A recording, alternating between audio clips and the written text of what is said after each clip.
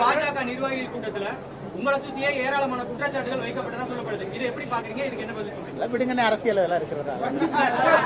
4 பேர் நல்லவன் சொன்னா 4 பேர் கெட்டவன் சொன்னா. பழனிசாமி ஒரு தற்கூரி, அவருக்கு முதலமைச்சராக தகுதி இல்லைன்னு ஏற்கனவே நீங்க விமர்சனம் பண்ணிருக்கீங்க. இப்ப அவருக்கு ஆதரவு சொல்றீங்க. அப்ப தமிழ்நாடு மக்களுக்கு ஒரு ஒரு நிமிஷம், நான் இந்த கட்சியினுடைய தொண்டங்கண்ணா, அதை ஃபர்ஸ்ட் புரிஞ்சுக்கணும். தலைவர் அப்புறம் ஒரு தொண்டனாக இருக்கும் பொழுது ஒரு கட்சி முடிவெடுத்திருக்கிறாங்க, தலைவர்கள் முடிவெடுத்திருக்கிறாங்க, அதை செயல்படுத்த வேண்டிய கட்டாயம் எனக்கு இருக்கு. அதனாலதான் கடமை என்கின்ற வார்த்தையை பயன். என் கடமை, கட்சி சொல்லிட்டாங்க, மோடி ஐயா சொல்லிட்டாங்க, என்னுடைய கடமை. இதுல தொண்டர்கள் நமக்குள்ள கருத்து வேறுபாடுகள் இருந்தா ஒரு கட்சி கட்டுக்கோப்பா இருக்காதுங்கண்ணா. அதனால அந்த பிரச்சனை முடிஞ்சது.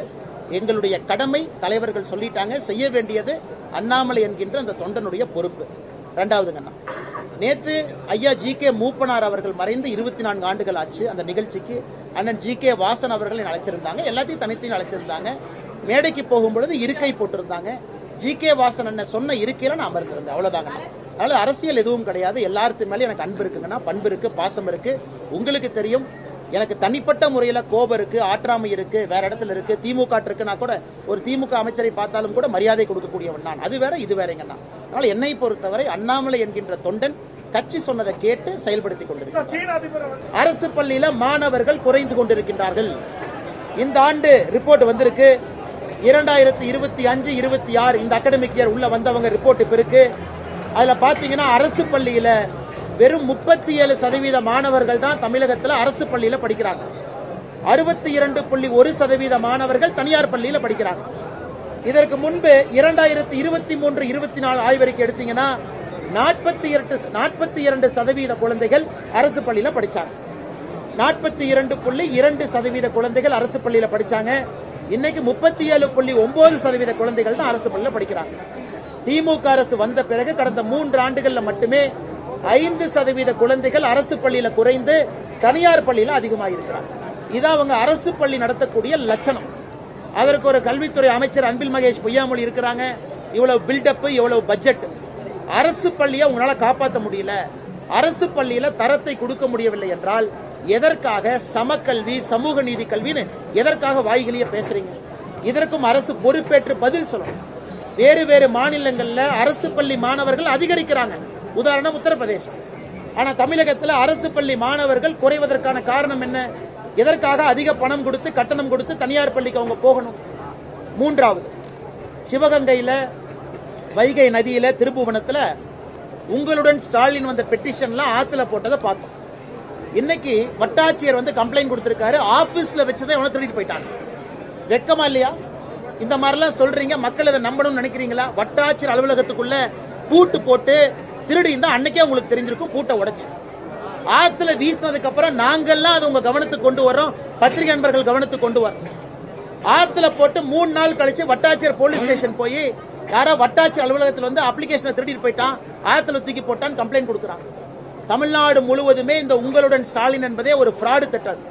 இதுல யாருக்கும் எந்த பிரயோஜனமும் இல்ல. சும்மா அப்ளிகேஷனை வாங்குறது, குப்பை தொட்டியில போடுறது, ஆத்துல போடுறது, அல்லது தீ வச்சு கொளுத்திடுறது. அப்படி இருக்கும் பொழுது எதற்காக இந்த பில்டப் டிராமா? அதனால் முதலமைச்சர் நேரடியா பதில் சொல்லணும். எங்களுக்கு வட்டாட்சியர் பதில், இந்த பதில் வேண்டாம். உங்களுடன் ஸ்டாலின் என்கின்ற நிகழ்வை நடத்திவிட்டு எதற்காக பொதுமக்களை ஏமாற்றிக் கொண்டிருக்கின்றீர்கள் என்பதும் எங்களுடைய கேள்வியா இருக்கு. இதை தாண்டி நண்பர்கள் கேள்விகள், நிதியமைச்சர் அவங்க கிட்ட நேற்று நம்முடைய பாரதிய ஜனதா கட்சியினுடைய தொண்டர்கள், தலைவர்கள் எல்லாம் சென்னையில ஒரு நீண்ட விவாதம் நடத்தினாங்க. மாநில தலைவர்லாம் இருந்தாங்க.